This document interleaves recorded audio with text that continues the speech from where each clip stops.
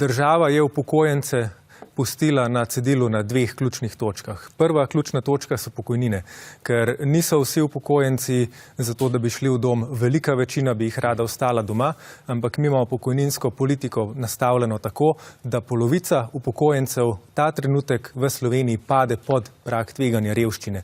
In pod prag tveganja revščine padejo tudi praktično vsi invalidi. Skratka, do tistih, ki so oddelali 40 let in do tistih, ki ne morejo več delati, ima ta država politiko, da jih spravlja pod prag tveganja revščine.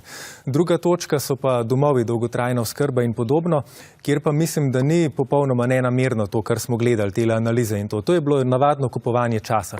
Ker gledajte, mi smo prejšnjo ministrico, ki ste jo tudi sami pokazali, Anjo Kopač Mrak, večkrat spraševali, zakaj socialni resor ne investira v gradnjo domov, zakaj ni dolgotrajne oskrbe.